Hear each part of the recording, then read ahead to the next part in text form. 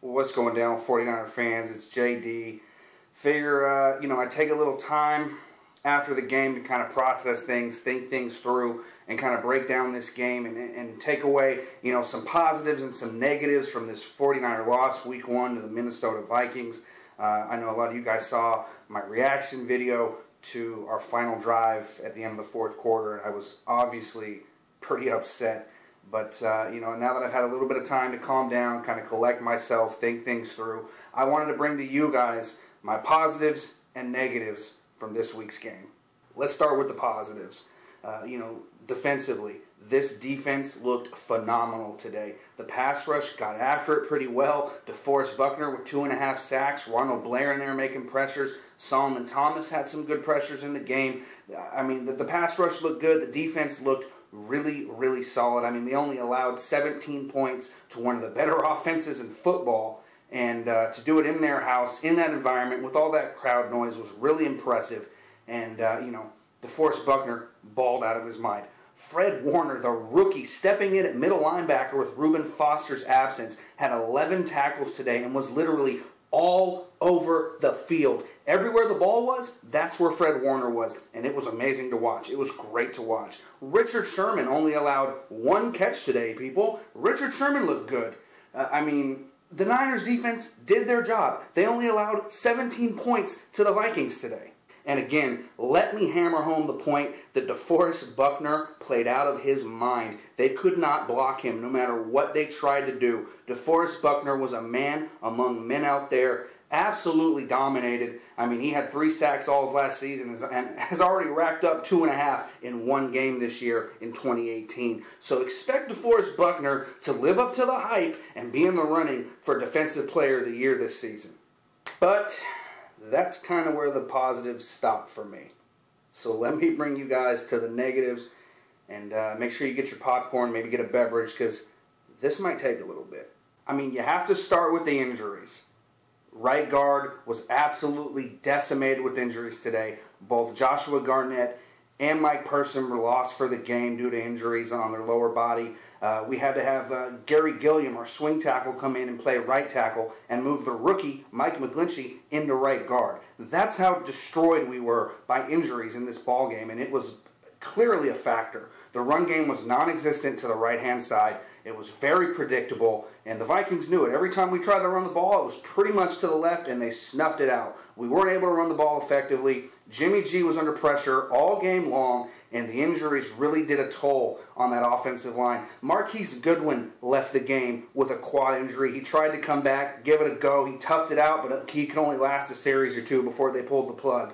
You got to wonder how Marquise Goodwin's going to recover moving forward. That's a quad injury, and a player like Goodwin, whose game is predicated on speed, that's a killer.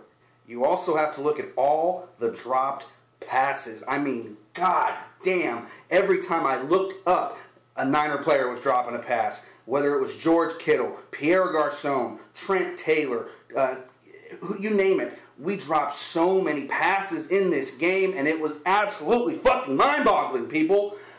Oh my God, if they don't work with these guys every day this week in practice, make them catch thousands of passes every single day, thousands of reps on the jugs machine, something, they got to get this right. That's what you get paid to do. Catch passes. You've had the entire offseason to work with Jimmy G. You come out here and you have Butterfingers in the first game. It was a backbreaker. So many drops. Dante Pettis had a drop in the end zone. Pierre Garçon had what would have been a touchdown that he dropped. George Kittle had a wide open pass that he dropped in the middle of the field. He probably could have ran for a touchdown had he caught it. It was brutal. The drops were just an absolute killer, and it really, really sucked.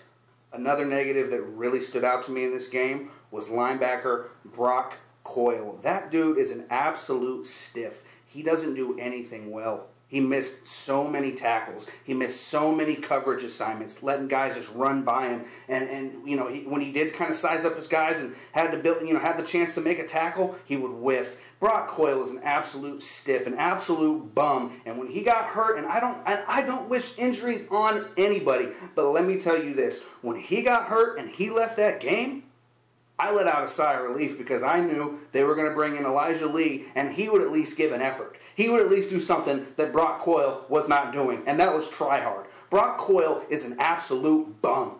And you have to look at the secondary and start with Akello Witherspoon at cornerback. He gave up that long touchdown to Stephon Diggs, didn't get his head around. I mean, it was a gimme. It was a gimme play. He didn't even have his head looking back at the play. And in the NFL nowadays, if you're a corner not paying attention, you're not looking for the ball, they're going to throw it anyway, and they're going to beat you almost every single time. And Akello cost us big there with 7. Adrian Colbert was late, coming over the top quite a few times. Jaquaski Tart gave up some plays. He dropped an interception. I mean, he was around the football here and there, especially in the run game, coming up in support. But Jaquaski Tart did not have a strong game, in my opinion. And, Richard Sherman looked all right. Like I said, he only gave up 1 catch. He was beat that one time. He looked pretty solid, but overall, the secondary was definitely looking like a work in progress. I know it's week 1, but man, that was really underwhelming. And I tell you what, the 49er defense was absolutely missing Reuben Foster today.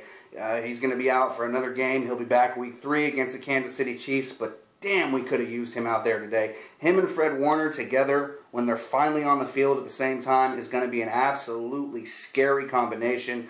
But we have to make it through one more game without him. And, let's just hope we can patch it together and make some plays and then hold down the fort until Reuben comes back. And as far as Malcolm Smith goes, if he never suits up for this team for a single snap, for a single game, I'm good with it because, quite frankly, we don't know what we're missing because the dude's never been on the field for this team. He signed a 5-year, $25 million contract, and he's done absolutely nothing. I am so jealous of his ability to manipulate his employer to pay him all that money to do absolutely nothing. Malcolm Smith is a bum. Malcolm Smith, he cannot stay healthy. The dude is made of glass. His jersey should not say Smith on the back. It should say fragile. That's what it should say on the back. Like the packages you get in the mail where they tape fragile on it. Yeah, put fragile on the back of his jersey. That way, everybody knows, oh, we can't hit him too hard. He's going to break. And then we get to Jimmy Garoppolo. He made some plays in that game that made me just go, wow. He made some plays that only Jimmy Garoppolo can make. He made plays that made you, see that special talent that Niner fans have recognized already with him. But, man, he made some boneheaded plays in this game. Absolutely. He threw 3 interceptions. And, I know you can say that some weren't his fault, whatever. End of the day, Jimmy Garoppolo threw 3 picks. And he left a lot to be desired in that game. He looked kind of rattled, if I'm being honest. That pressure was getting to him. And, that last pick, that last interception with less than 2 minutes to go, and we're trying to march down the field and tie up the game and go to overtime, he forces a ball to Trent Taylor again, mind you, because this is a reoccurring thing with Jimmy Garoppolo, forcing passes to Trent Taylor. He forces a ball to Trent Taylor over the middle of the field, basically in triple coverage. There's 2 guys around him. A 3rd guy comes into the picture to make the play. Jimmy Garoppolo has this bad habit of knowing where he wants to go with the ball before the ball is even snapped. He locks onto that guy. He knows that's where he's going to throw it, and he just forces it in there. He thinks he has this rifle, this cannon that can force these balls into tight windows, and he just doesn't. Jimmy's game is accuracy. It's not all-out arm strength. He's not a Brett Favre, even though he likes to play like one and take those risks and throw the balls in tight windows and whatnot, but he's not a Favre. He's the guy that's going to need to rely on his accuracy and his intellect. But when he goes out there and he just tries to throw the ball over the field and make these crazy plays, that's when he gets into trouble. Stay within the framework of the offense. Do what you do well, the short, quick passing game, and you'll be all right. But if you lock onto a guy before the ball is even snapped, you're going to fail 9 times out of 10. And you saw that today with Jimmy Garoppolo. And one more negative I wanted to get into before I end this video. Solomon Thomas. Now, I know some people are probably going to jump on me and say, JD, Solomon had a good game. He was getting some pressures and whatnot. That's all fine and dandy. But you're the number 3 pick in the draft. You're a first-round pick. And where's the production? Where are the numbers? Where's the sacks? Do something. You were drafted to be a stud. You were drafted number 3 overall in the draft. Play like it. And then it comes down to late in the game. We're trying to get a stop on 4th down. Everybody in the building knows the Vikings are going to try and draw us offsides. And what do? You jump. Solomon Thomas jumps. Solomon Thomas makes a mistake. And it was just absolutely mind-boggling. I've never been a big Solomon Thomas guy. You guys know that if you watch my videos long enough. And, one play into 2018, he's done, or not one play, but one game rather, into 2018, and he has done nothing to change my mind.